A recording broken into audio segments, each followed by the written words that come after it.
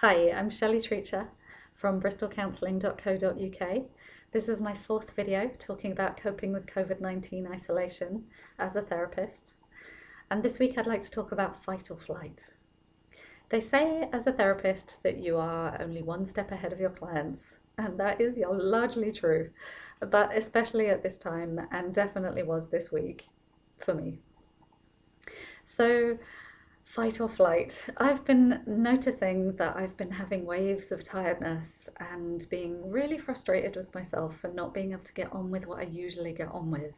I usually do lots of marketing, I'm in touch with lots of people, I have people staying in my house, I have clients, I run groups, and that sounds like a lot, but usually it's fine. Usually I love it. Um, and so here I am, not able to get down to anything with half the amount of clients, and really frustrated because I want to get on with running a group for people who are managing their eating. But so it took talking to my supervisor and talking to one of my mentors for business to realize that I've been in fight or flight. And there's really nothing that you can do with clarity in a position of fight or flight. I'm not a scientist, so I'm not going to explain the brain and what happens to you in fight or flight. But what I do know is that having realized this for myself, I am now much more productive, much more interested in everything that I'm doing. And my clients have all been talking about fight or flight this week, and we've been working through it and working out how it is exactly that they're scaring themselves and then what they need to be able to calm their systems down. So I guess I wanted to talk about this because I imagine that a lot of the population are in this position right now where you're in fight, where you might be stressed out and frustrated and angry and maybe having a go at people, because really you're quite worried about something underneath. And there's lots of things that you could be worried about right now, and that's the uniqueness of this situation. We're all worried about something. So that's fight, and then flight. You might be avoiding people and avoiding situations. You might have brain fog, you might have numbness and tiredness and exhaustion.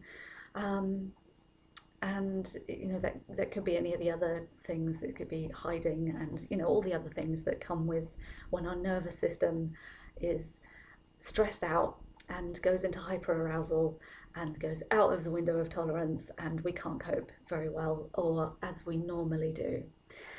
So I have been terrible at doing things like meditation in my life. I tell my clients all to meditate and to do mindfulness, and I've had lots of contact with it, and I'm forced to do it in lots of my trainings.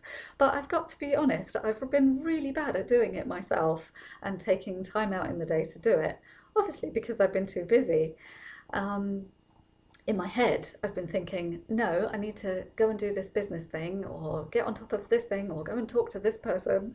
And I'm now wondering whether I've been in fight or flight for most of it. But obviously it's more exaggerated at this time when there really is a threat, and several threats.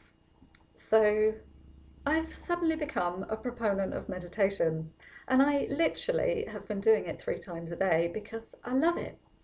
And it really calms my system down. And even if I'm not feeling in fight or flight, it makes me feel really good. It makes me feel really peaceful. And I only do a few minutes most of the time, and sometimes I've done longer ones. I'm going to attach one to this that is a really long talk about mindfulness and staying with difficulty and staying with pain, which is probably something I'll talk about next time. But right at the end of it, there are a few minutes of a mindfulness practice that you can try, and I really would recommend it.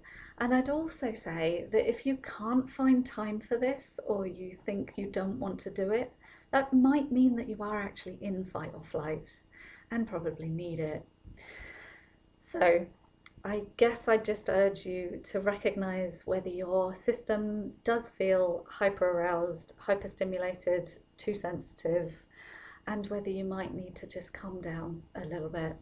And there are lots of ways that you can do that. You can just research that and the internet will tell you what to do. Obviously, though, if you do need to talk about it, then that's what I'm here for. Take great care. Bye.